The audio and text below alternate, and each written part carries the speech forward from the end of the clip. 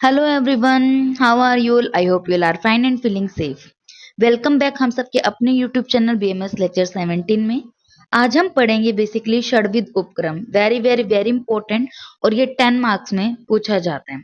ठीक है, आपको ये वीडियो विदाउट स्किप एंड तक देखनी है। इसी वीडियो को देखते देखते आपको इसके अंदर जो श्लोका है वो भी मैं याद कराऊंगी, और जो इसमें मटेरियल है सारा वो भी मैं आपको याद कराऊंगी। बस आपको ये वीडियो बहुत ध्यान से सुननी है। ठीक है, तो षड का मतलब होता है छह। ठीक है, उपक्रम का मतलब थेरेपीज। छह टाइप की थेरेपीज होती है, आर इंक्लूडिंग इन द्विविध उपक्रम। द्विविध उपक्रम के अंदर ये आती हैं बेसिकली, क्योंकि अगर आपने द्विविध उपक्रम की वीडियो देखी होगी तो मैंने इसके अंदर बताया था। और जिसने वो द्विविध उपक्रम वाली वीडियो नहीं देखी है तो आप मेरी केसी की प्लेलिस्ट में जाकर चेक कर लेना। ठीक है, तो ये जो होता है संतर्पण अवतर्पण के अंडर ही आते हैं। अवतर्पण में क्या होता है? अवतर्पण चिकित्सा कहाँ यूज की जाती है? ये संतर्पण अवतर्पण के बारे में मैं ऑलरेडी अच्छे से बता चुकी हूँ द्विविध उपक्रम वाली वीडियो। ठीक है, अवतर्पण यूज इन स्थूल रोगी, और जो आपकी ये साम रोगी में यूज किया जाता है, और संतर्पण कृष वाले में और निराम में यूज किया जाता है। ठीक है, जिसके अंदर कोई आम ना हो। ये श्लोका आपको याद करना है, कुछ भी नहीं है इस श्लोका में, बड़ा आसान है। सबसे पहले नेम है लंघन भृंगन। लंघन भृंगन रुक्षन स्नेहन स्वेदन स्तंभन। ठीक है, लंघन और भृंगन हो गया पतला मोटा, रुक्ष स्निग्ध हो गया, फिर स्वेद हो गया और स्तंभ हो गया। ठीक है, लंघन भृंगन रुक्षन स्वेद, रुक्षन क्या हो गया? स्नेहन, फिर स्वेदन स्तंभन हो गया। लंघन भृंगन काले रुक्षणम स्नेहनम तथा स्वेदनम स्तंभनम जानीते ये स विभीषक। ठीक है, क्या है? लंघन भृंगन काले, लंघन और भृंगन है, फिर रुक्षण और स्नेहन, तथा फिर स्वेदन स्तंभन जानिते जानिते य स वे भीषक। ये चरक जी का है, सूत्र स्थान 22 का।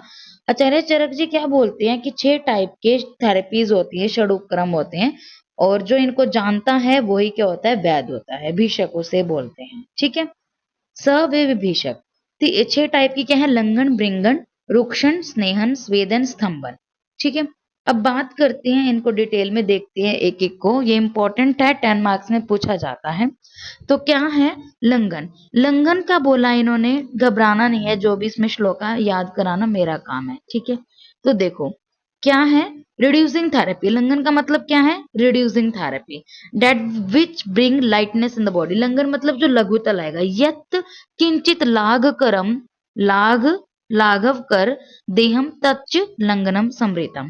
मतलब यत किंचित लाभ करम, लाघव करम मतलब जो क्या करता है? लाघव करता है, लघुता जो लाता है, लाघव करता है मतलब कि करता मतलब किंचित आएगा। यत किंचित लाभ करम किसमें? देह में करता है, तो उसे क्या बोलेंगे? लंघन बोलते हैं। तच लंघनम समृतम। ठीक है, क्या बोला है कि यत किंचित क्या करता है? लाघ करम, लाघव करम करता है। कहाँ पे करता है? देह में करता है, और उसे हम लंघन बोलते हैं। तत् लंघनम समृतम। अंडरस्टूड? नेक्स्ट आते हैं आपके लंघन द्रव्य। अब जो लंघन द्रव्य होंगे ये सारे बेसिकली कैसे होंगे? लघु, उष्ण, तीक्ष्ण, विशद, सूक्ष्म। आपने वात के गुण पढ़े हैं, तत्र रुक्ष लघु शीत खर सूक्ष्म चला नील, है ना? बेसिकली वो ही आएंगे। तत्र रुक्ष, रुक्ष है, लघु है, शीत नहीं है, इसमें उष्ण है। जो लंघन होगा वहां पे उष्ण द्रव्य यूज होंगे। उष्ण, तीक्ष्ण, विशद, खर ये इसमें यूज होंगे। ठीक है, कठिन। और फॉर एग्जाम्पल बात करते हैं जो लंघन जो आते हैं, लेट्स इज यव। यव आएगा, ठीक है, मुद्ग आएगा, त्रिफला, मरीच, पिपली, विडंग, मेथिका एक्सेट्रा। ठीक है, क्या आएगा? आपको यहाँ पे याद रखना है, आपके पास कोई स्थूल पेशेंट आया है, ठीक है, वो क्या आपको पता है कि स्थूल में हमें करना पड़ता है लंघन चिकित्सा। अब आप उसको एज अ डॉक्टर क्या दोगे? आप उसको कहोगे यव खाओ जी, मुदक लेना है आपको, ठीक है, मरीच, पिपली, त्रिफला और विडंग और मेथी का।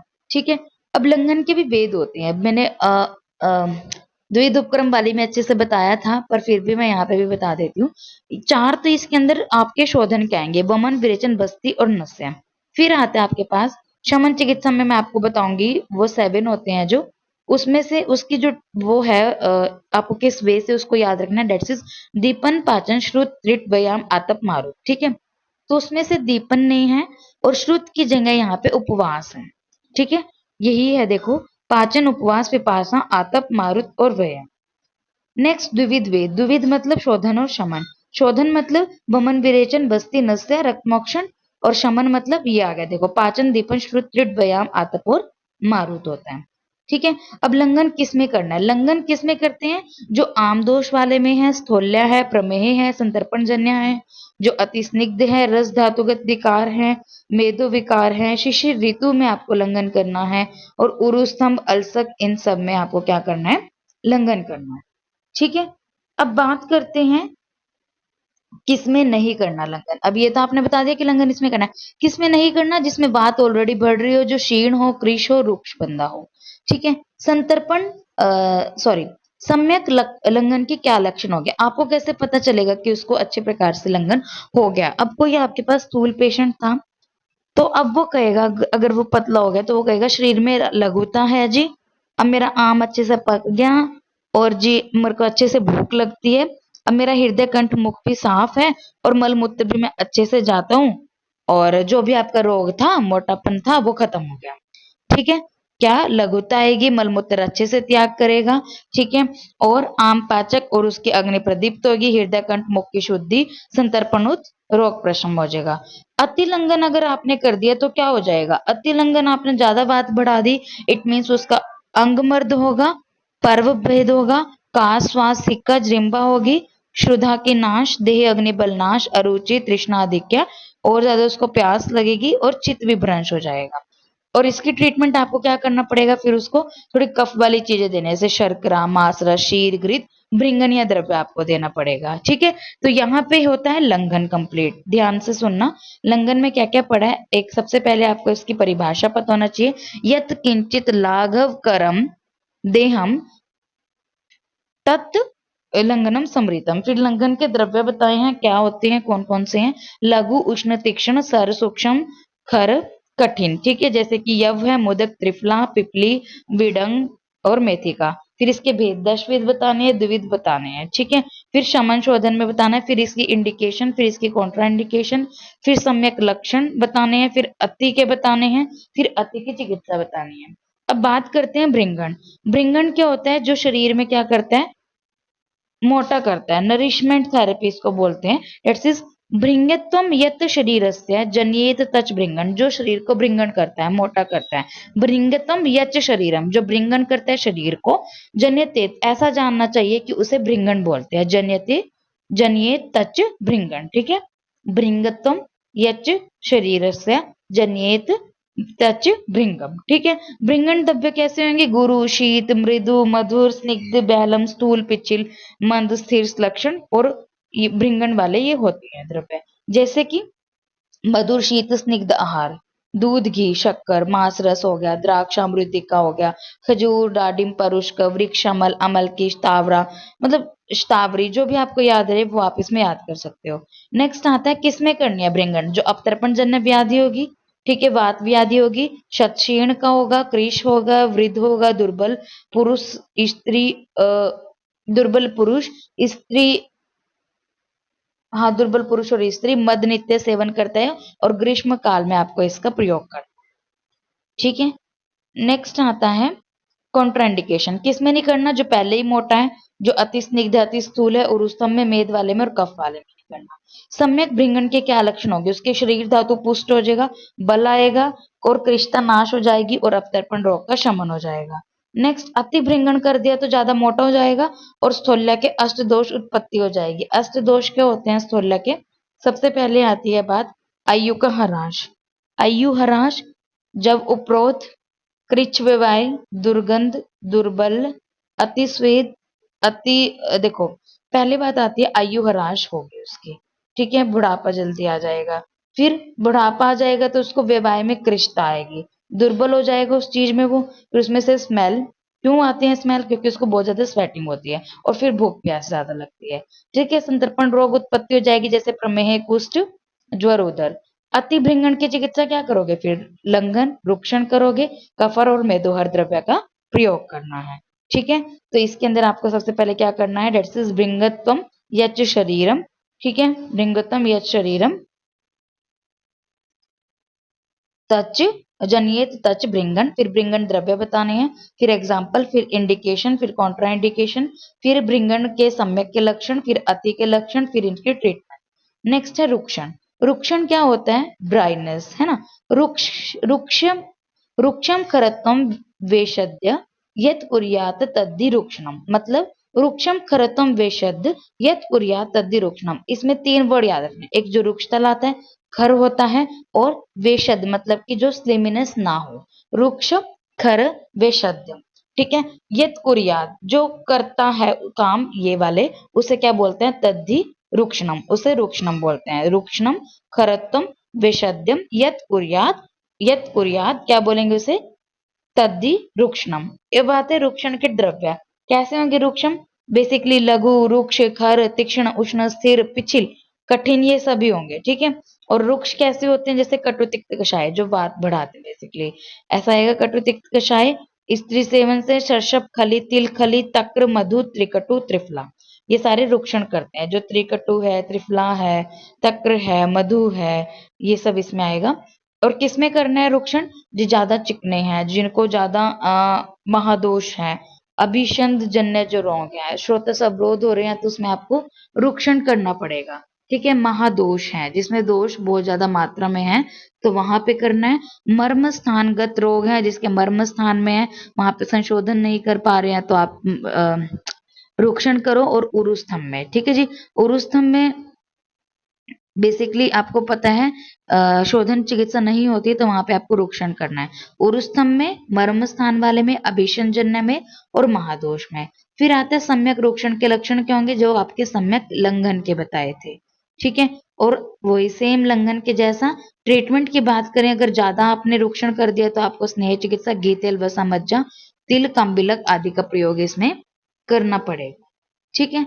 नेक्स्ट आते हैं आपके पास यहाँ पे स्नेहन, फोर्थ। स्नेहन क्या होता है? स्नेहनम स्नेह विषंदम मार्दम क्लेदकारकम, ये होता है जो आपका स्नेहन करता है, मतलब कि स्निग्धता लेके आता है, स्लिमिनेस लेके आता है, सॉफ्ट करता है, मॉइस्चर करता है, मॉइस्चर लाता है, तो वो आपका क्या होता है? स्नेहन होता है। This is ओलिएशन therapy. इसके द्रव्य कैसे होंगे? इसके द्रव्य होंगे, द्रव होगा, क्योंकि जो स्नेह मतलब ऑयल होगा वो बिल्कुल लिक्विड होना चाहिए, सूक्ष्म होना चाहिए, कि जिससे डीप तक जाए।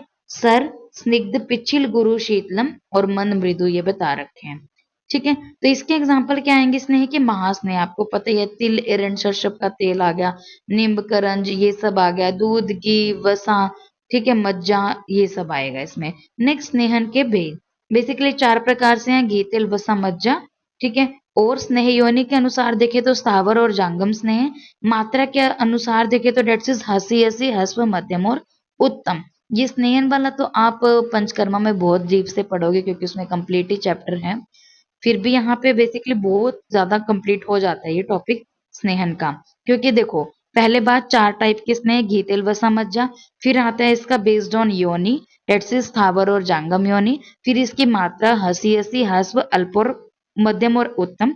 हसी हसी मतलब कि जो 3 घंटे में डाइजेस्ट हो जाए, ह्रस्व मतलब 6 घंटे में, मध्यम मतलब 12, और उत्तम मतलब 24 आवर में डाइजेस्ट हो। बेस्ड ऑन स्नेह पाक मृदु मृदु, मध्यम और खर पाक होता है, ठीक है। फिर बेस्ड ऑन स्नेहन प्रयोग, कि बाह्य प्रयोग करना या फिर अभ्यंतर। जो बाह्य आता है, बाह्य के अंदर भी आते हैं, जैसे उद्वर्तन, अभ्यंग, लेप, मर्दन, उनलेप, पादाघात, परिषेक, गंडूश, मूर्ध, तेल, कर्ण तर्पण, नासा तर्पण, अक्षि तर्पण, अवगाहन, ये सब बाहर आता है। अभ्यंतर की बात करें, अभ्यंतर हम यूज करते हैं एक शोधन के लिए, एक शमन के लिए और एक भृंगण के लिए, ठीक है। शोधन, शमन और भृंगण के लिए शोधनांग में क्या होगा कि पूर्व क्रम में यूज करते हैं ना आप स्नेहन को, वो आएगा, ठीक है। और शमन के लिए किसमें? जो बड़े हुए दोष है उनको शमन करने के लिए यूज किया जाता है, ठीक है। और ये administration the morning at the time of breakfast, breakfast के टाइम पे करते हैं। और जो शोधन होता है ये before the time of breakfast, पहले लेते हैं। और भृंगण कब करते हैं? बिफोर फूड, बिफोर पहले, हम खाने के पहले या साथ में या बाद में लेते हैं, जनरली इसको खाने के साथ ही लेते हैं, ठीक है। नेक्स्ट आता है अदर टाइप, और भी इसके टाइप बता रखे हैं, जैसे अच्छपे, हाँ, अच्छपे और प्रविचारणाएं हैं। अच्छपे मतलब होता है बिल्कुल प्योर स्नेह जो होता है। प्रविचारणाएं जैसे कि पेयायूष, यवागु, ओदन, विलेपी, यूष, काम्बिलक, खड, इन सब में मिक्स करके देते हैं, ठीक है। तो 24 इसकी प्रविचारणाएं बता रखी है। फिर यमक स्नेह, त्रिवृत स्नेह, महास्नेह। यमक होते हैं 2, त्रिवृत 3 का कॉम्बिनेशन और महास्नेह 4 का कॉम्बिनेशन होता है। फिर आता है इसके अंदर इंडिकेशन, ठीक है। इंडिकेशन आपको कहाँ पे करना है? स्नेहन। स्नेहन उसको करना है जिसको स्वेदन देना है, एज अगर शोधन के बेस पे देखें, या फिर जिसकी रुक्ष है, जो वात व्याधि से सफर है, जो रेगुलर व्यायाम करता है, मद का सेवन करता है, स्त्री सेवन करता है, चिंता करता है, ठीक है। स्नेहन कर्म इज एडमिनिस्ट्रेशन एज पूर्व कर्म फॉर शोधन चिकित्सा। आपको पता ही है, शोधन चिकित्सा में सबसे पहले आप क्या करते हो? पूर्व कर्म करते हो। तो पूर्व कर्म में स्नेहन स्वेदन आता है, तो ये उसमें भी बेस्ट है। और भृंगन चिकित्सा इसको बोलते हैं। किसमें नहीं करना? जो पहले ही आम दोष है, या फिर जो अति स्थूल है, मंद अग्नि है, रुचि है, दुर्बल है, बस्ती कर्म के बाद नहीं करना, नस्य कर्म के बाद आपको स्नेहन नहीं करना। सम्यक स्नेहन के क्या लक्षण होते हैं? तो ये जो श्लोका है छोटा सा, तो अगर आप वर्ड्स याद करना चाहते हो तो इट्स डिपेंड अपॉन यू, आप वर्ड्स याद कर लीजिए। अगर आपको लगता है कि मैं श्लोका कर सकता हूं तो आप श्लोका कीजिए। तो सबसे पहले इसमें बात आती है,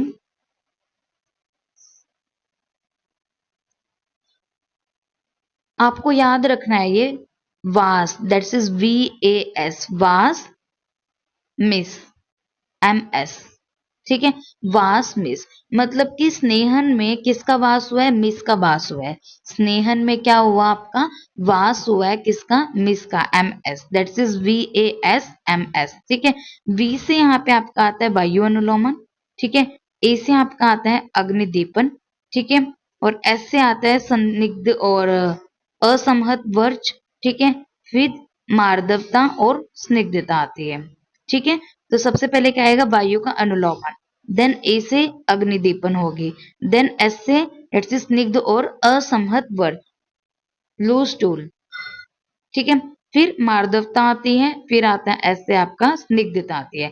तो श्लोका भी कुछ नहीं है, दैट्स इज वायु सॉरी वात अनुलोम्या दीप्त्यो अग्निवर्च स्निग्धम असहमतम मार्दम स्निग्धता च अंगे स्निग्धानाम उपजायन्ते, ठीक है।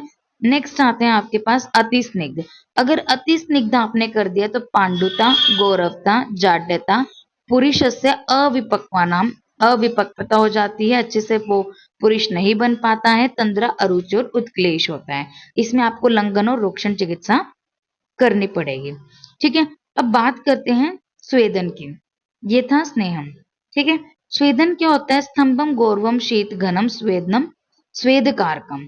स्तंभम, स्तंभ जो आपका स्टिफनेस को रिमूव करता है और गौरवता को रिमूव करता है। Remove stiffness, heaviness, coldness and induce sweating, जो स्वेद लेके आता है। डेट्स स्तंभम गौरवम शीत घनम, घन मतलब खत्म करता है, स्वेदनम स्वेद कारकम। स्वेदन के लिए क्या द्रव्य यूज होंगे? उष्ण, तीक्ष्ण, सर, स्निग्ध, रुक्ष, सूक्ष्म, द्रव, स्थिर, ऐसे द्रव्य इसमें यूज होते हैं। एग्जाम्पल अगर बात करते हैं स्वेदन की, जैसे शोभांजन है, एरंड, अर्क, पुनर्नवा, कुलथ, यव, तिल, माश, बदर। इसके टाइप हैं, एक आता है आपके पास, अलग अलग से टाइप हैं इसके भी, जैसे आपका वो डिटेल में बताया हुआ था स्नेहन, ऐसे ही आपका स्वेदन भी इन डिटेल बताया हुआ है, ठीक है। तो ये स्वेदन के बाद स्तंभन तो बहुत छोटा सा ही है। तो देखो टाइप देखते हैं। सबसे पहले चरक जी ने बताए हैं एकांगवाद, सर्वांगवाद, स्निग्ध और रुक्ष स्वेद, सअग्नि और निरग्नि होता है, ठीक है। सअग्नि क्या होते हैं आपको पता हो? अगर सअग्नि होता है जंताक, अश्मघन, पुरुष, कुटी, भ्रू, शंकर, प्रस्तर, नाड़ी, परिषेक, अवगाह, जंताक, अश्मघन, पुरुष, कुटी, भ्रू, कुंभी, कूप और होलाक। 13 टाइप के बताए हैं। 13 टाइप के आपको क्या बताए हैं? स अग्नि स्वेद बताए हैं। वो कौन कौन से हैं? शंकर स्वेद, प्रस्तर स्वेद, शंकर प्रस्तर नाड़ी परिषेक, अवगाह। अवगाह किस में करने हैं आपको? जंताक में, ऐसे सोचना है, ठीक है। पहली लाइन तो आप सिर्फ ऐसे ही याद करो, डेट से शंकर प्रस्तर नाड़ी परिषेक अवगाह। शंकर प्रस्तर नाड़ी, नाड़ी से क्या किया? परिषेक किया, देन अवगाह किया। अवगाह किसमें की? जंताक में। जंताक किसका बना दिया आपने? अश्मघन का, पत्थर का बना दिया, ऐसे सोचो। देन कुर्श, पत्थर के ऊपर आपने थोड़ा कुर्श सी कर दिया, ठीक है। फिर कूटी, फिर कूटे के बाद भू, फिर कुंभी, फिर कूप और हलाक। कूटी, कुंभी, देखो कूटी, भू, कुंभी, कोप और हलाक, ठीक है। कुर्श, कूटी, भू, कुंभिक, कूप और फलाक आते हैं। ठीक है, 13 टाइप के निरग्रीव आपको मैं बताती हूँ। सबसे पहले इसकी थोड़ी सी स्टोरी आपको ये समझनी है कि वो बंदा व्यायाम कर रहा था, एक्सरसाइज कर रहा था गर्म कमरे में, गर्म कमरे में एक्सरसाइज कर रहा था। फिर वहां पे, और वो भी गर्म कपड़े पहन के, गुरु प्रवाहन। फिर उसको बहुत तेज भूख लगी, तो उसने क्या किया, बहुपान किया। ऐसे सोचो कि बहुपान मतलब उसने बहुत ज्यादा उसने अल्कोहल पी लिया। जिससे अल्कोहल पी लिया, अब उसको डर हो गया मेरे घर के मुझे डांटेंगे, कि भय हो गया, भय। लेकिन उसने सोचा भय डर के क्या फायदा, ऊपर से मैं ही उनके ऊपर गुस्सा कर दूंगा, मुझे कुछ कहने के नहीं। तो उसको क्रोध हो गया। क्रोध के बाद उसने क्या किया, उपनाह किया, अपना उपनाह किया, उसने पुलटिश बांधा, आहव, देन आतप। ठीक है, लड़ने लुड़ने लग गया और इधर धूप में चला गया, आहव और आतप। ठीक है, उपनाह, आहव और आतप। नेक्स्ट है according to Sushruta, basically 4 type के स्वेद होते हैं, ताप स्वेद, उष्ण स्वेद, उपनाह स्वेद और द्रव स्वेद होता है। ताप, उष्ण, उपनाह और द्रव स्वेद होता है आचार्य सुश्रुत जी के अकॉर्डिंग। फिर आता है स्वेदन किस में आपको करना है। ये बहुत बड़ा श्लोका दिया हुआ है, बट बेसिकली आप अपने अनुसार भी सोच सकते हैं इसमें, जैसे कि किस में करना है आपको स्वेदन, जैसे प्रतिशय, कास। वैसे तो जितने भी आपको डिसीजेस पता है वो सब आप इसमें लिख सकते हो, क्योंकि एज पूर्व कर्म सब में आप स्नेहन स्वेदन तो करते ही करते हैं। फिर भी मैं नाम बता देती हूँ थोड़े, और जितने भी जैसे बात भी आदि है ना, उसमें आपको सब में स्वेदन करना है। ठीक है, जैसे प्रतिशय, का, श्वास, कर्ण, मन्य, शिरशूल, स्वर भेद, गलगंड, अर्दित, एकांक, सर्वांगवाद, पक्षाघात, विनामिका, कोष्ठ, अनाहा, विबंध, मूत्राघात। मतलब ये सारे आपको मतलब जितने आपको याद रहते हैं। कॉन्ट्रा इंडिकेशन किस में नहीं करना, स्वेदन बेसिकली बच्चों में ज्यादा नहीं करना, गर्भिणी में नहीं करना, जो जिनके अंदर ज्यादा पित्त वाला है, जिसने मद पी रखी है, ठीक है, गुद भ्रंश है, जिसका गुद पाक हो रहा है, अति स्थूल है, श्रुद्धा पिपासा है, कामला, उदर, राजक्षमा, अजीर्ण, इन सब में नहीं करना, और क्रोध शोक वाले में नहीं करना है। सम्यक स्वेदन के क्या लक्षण होते हैं, सबसे पहले आता है बात इसमें सिर शूल, व्य उप व्य व्यप्रमे, स्तंभ गौरवम उप्रमय, व्य उप्रमे, स्तंभ गौरवम निग्रहे, समजाते मार्दम स्वेद, स्वेदनात् अतिरमता। ठीक है, मतलब अब देखो शीत उपरम, मतलब कि शीत उपरम मतलब कि यहाँ पे क्या हो जाएगा, शीत का और शूल क्या हो जाएगी, कम हो जाएगी, खत्म हो जाएगी। ठीक है, जब आप किसी भी चीज का आप भाप लेते हो जैसे, ठीक है, अब आप सर्दियों में क्या करते हो, हाथ सेकते हैं ना जैसे, तो उससे क्या होगा, सबसे पहले तो ठंड। अब किसी को पेन होता है तो आपको पता है, वहां पे हम क्या करते हैं, कुछ गर्म वो बांध देते हैं, ठीक है, बैंडेज बांध देते हैं कुछ भी। तो उससे क्या होगा, शीत का नाश और उसके शूल का नाश। उससे क्या होगा, स्तंभ निग्रह, जो भी वहां पे स्टिफनेस थी वो खत्म हो जाएगी। फिर जो उसमें हैवीनेस थी, स्तंभता के कारण हैवीनेस थी, वो खत्म हो जाएगी। वहां पे मृदु हो जाएगा और स्वेद की प्रवृत्ति हो जाती है। ठीक है, नेक्स्ट आता है इसके अंदर हमारा अति स्वेद के लक्षण। अगर आपने ज्यादा कर दिया तो पित्त का प्रकोप, मूर्छा, मद आ जाएगा, दाह हो जाएगी, तम प्रदेश में आएगा, स्वर दुर्बलता, अंग दुर्बलता वहां पे रहेगी। तो ऐसे में आपको मधुर, स्निग्ध, शीत आहार और ग्रीष्म ऋतुचर्या आपको इसमें पालन करना है, स्तंभन चिकित्सा करनी है। नेक्स्ट आता है स्तंभन। अब स्तंभन क्या होता है, स्तंभन मतलब होता है एस्ट्रिंजेंट थेरेपी, मतलब स्तंभनम स्तंभयति यद गतिम अंत चल ध्रुवम। मतलब जो भी आपके दोष हैं जो चल रहे हैं उनको रोकना। स्तंभन मतलब क्या होता है, रोकना। स्तंभनम स्तंभयति, स्तंभन में क्या होता है, स्तंभन करना होता है।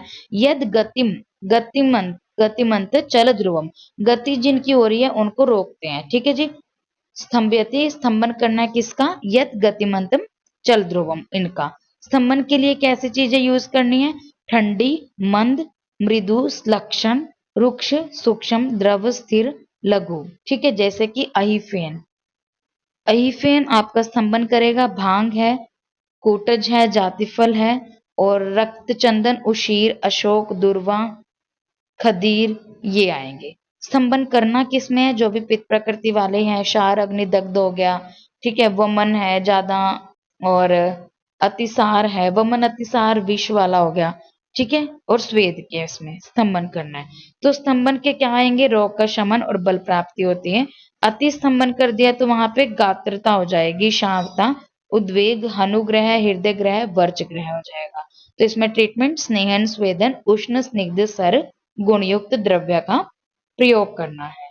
ठीक है, तो यहाँ पे हमारा षड जो उपक्रम है वो आपकी कंप्लीट हो गए हैं। अगर आपको इसमें कोई डाउट है तो प्लीज मुझे जरूर कमेंट करके पूछ लेना, ठीक है।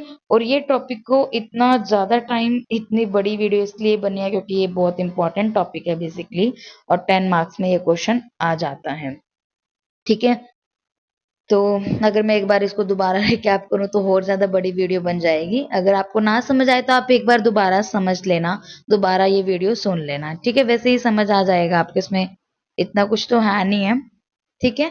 बस आपको ये याद रखना है, सबसे पहले उसकी डेफिनेशन आपको बतानी है, डेफिनेशन के बाद उसके द्रव्य बताने हैं, एग्जाम्पल बताने हैं, देन उसमें आपके टाइप्स बताने हैं, टाइप्स के बाद आपको उसके इंडिकेशन, कॉन्ट्रा इंडिकेशन बतानी है, फिर उसके बाद आपको बताना है यहाँ पे सम्यक के लक्षण, फिर अति के लक्षण, और फिर देन ट्रीटमेंट बताना है। सब में यही बताना है, ठीक है। तो ये आपके जब हेडिंग्स होंगी ना तो वो 10 मार्क्स से इजिली बने जाएगा, ठीक है। एंड आपको ये वीडियो कैसी लगी प्लीज मुझे कमेंट करके जरूर बताना, और लाइक जरूर करना, और बेल आइकन को प्रेस जरूर करना, ठीक है, जिससे मेरी आने वाली वीडियो की नोटिफिकेशन आपके पास फटाफट से आ जाए। और जिसने भी मेरे चैनल को अब तक सब्सक्राइब नहीं किया तो please subscribe my channel, and thank you so much for watching my video.